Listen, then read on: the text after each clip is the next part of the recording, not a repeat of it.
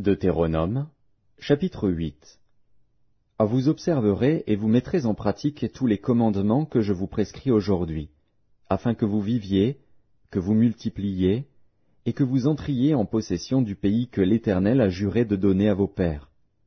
Souviens-toi de tout le chemin que l'Éternel, ton Dieu, t'a fait faire pendant ces 40 années dans le désert, afin de l'humilier et de t'éprouver, pour savoir quelles étaient les dispositions de ton cœur et si tu garderais ou non ses commandements. Il t'a humilié, il t'a fait souffrir de la faim, et il t'a nourri de la manne, que tu ne connaissais pas et que n'avaient pas connu tes pères, afin de t'apprendre que l'homme ne vit pas de pain seulement, mais que l'homme vit de tout ce qui sort de la bouche de l'Éternel. Ton vêtement ne s'est point usé sur toi, et ton pied ne s'est point enflé, pendant ces 40 années. Reconnais en ton cœur que l'Éternel, ton Dieu, te châtie comme un homme châtie son enfant. Tu observeras les commandements de l'Éternel, ton Dieu, pour marcher dans ses voies et pour le craindre. Car l'Éternel, ton Dieu, va te faire entrer dans un bon pays, pays de cours d'eau, de sources et de lacs, qui jaillissent dans les vallées et dans les montagnes, pays de froment, d'orge, de vignes, de figuiers et de grenadiers, pays d'oliviers et de miel, pays où tu mangeras du pain avec abondance, où tu ne manqueras de rien, pays dont les pierres sont du fer, et des montagnes duquel tu tailleras les reins. Lorsque tu mangeras et te rassasieras, tu béniras l'Éternel, ton Dieu, pour le bon pays qu'il t'a donné.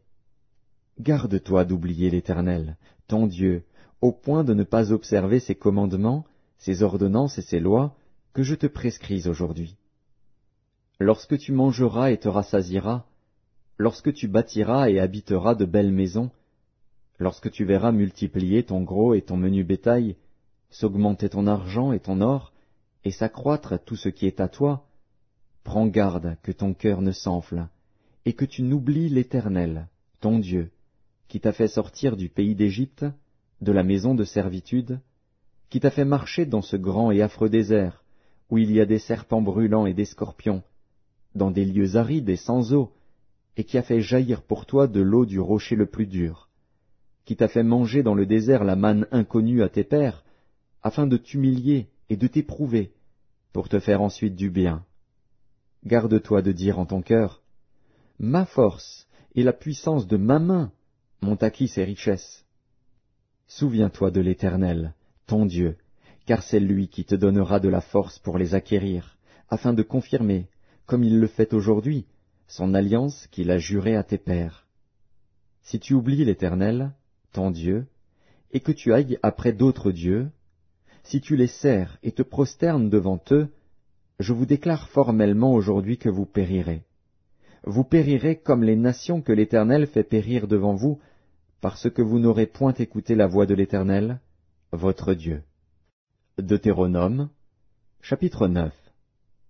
Écoute, Israël, tu vas aujourd'hui passer le Jourdain pour te rendre maître de nations plus grandes et plus puissantes que toi, de villes grandes et fortifiées jusqu'au ciel, d'un peuple grand et de haute taille, les enfants d'Anak, que tu connais, et dont tu as entendu dire, « Qui pourra tenir contre les enfants d'Anak ?»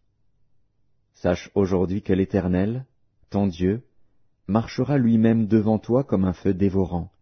C'est lui qui les détruira, qui les humiliera devant toi, et tu les chasseras, tu les feras périr promptement, comme l'Éternel te l'a dit.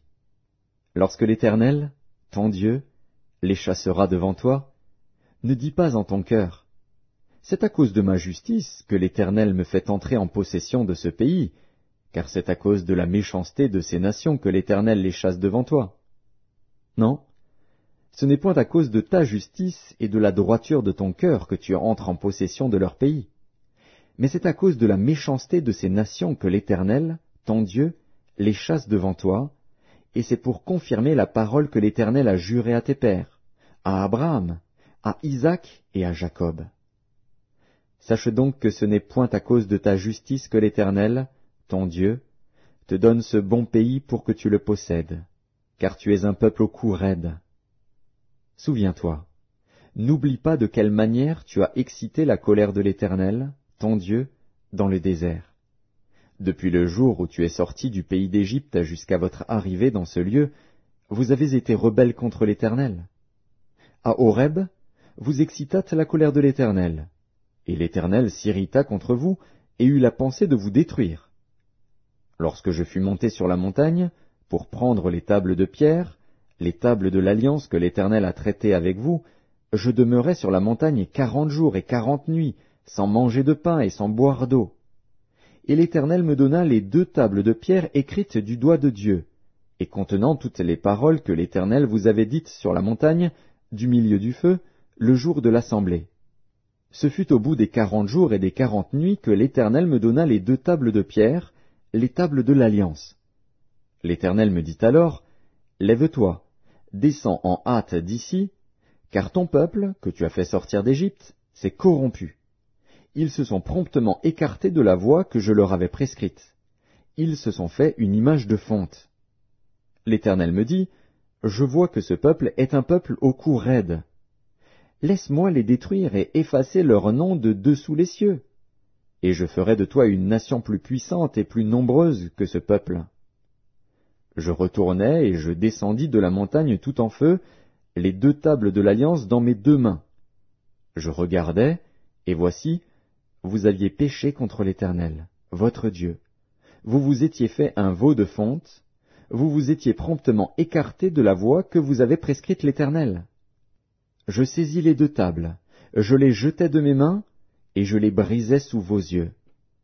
Je me prosternai devant l'Éternel, comme auparavant, 40 jours et 40 nuits, sans manger de pain et sans boire d'eau, à cause de tous les péchés que vous aviez commis en faisant ce qui est mal aux yeux de l'Éternel, pour l'irriter. Car j'étais effrayé à la vue de la colère et de la fureur dont l'Éternel était animé contre vous, jusqu'à vouloir vous détruire. Mais l'Éternel m'exauça encore 7 fois. L'Éternel était aussi très irrité contre Aaron, qu'il voulait faire périr, et pour qui j'intercédais encore dans ce temps-là. Je pris le veau que vous aviez fait, ce produit de votre péché, je le brûlai au feu, je le broyai jusqu'à ce qu'il fût réduit en poudre, et je jetai cette poudre dans le torrent qui descend de la montagne. À Tabéhéra, à Massa et à Kibroth-Hattaava, vous excitâtes la colère de l'Éternel. Et lorsque l'Éternel vous envoya à Kadès-Barnéa, en disant, « Montez et prenez possession du pays que je vous donne », vous fûtes rebelles à l'ordre de l'Éternel, votre Dieu, vous n'eûtes point foi en lui, et vous n'obéîtes point à sa voix. Vous avez été rebelles contre l'Éternel depuis que je vous connais. Je me prosternai devant l'Éternel, je me prosternai 40 jours et 40 nuits, parce que l'Éternel avait dit qu'il voulait vous détruire. Je priai l'Éternel, et je dis, « Seigneur Éternel, ne détruis pas ton peuple, ton héritage, que tu as racheté dans ta grandeur, que tu as fait sortir d'Égypte par ta main puissante. Souviens-toi de tes serviteurs, Abraham, Isaac et Jacob. Ne regarde point à l'opiniâtreté de ce peuple, à sa méchanceté et à son péché, de peur que le pays d'où tu nous as fait sortir ne dise, « C'est parce que l'Éternel n'avait pas le pouvoir de les mener dans le pays qu'il leur avait promis, et c'est parce qu'il les haïssait qu'il les a fait sortir pour les faire mourir dans le désert. Ils sont pourtant ton peuple et ton héritage, que tu as fait sortir d'Égypte par ta grande puissance et par ton bras étendu. »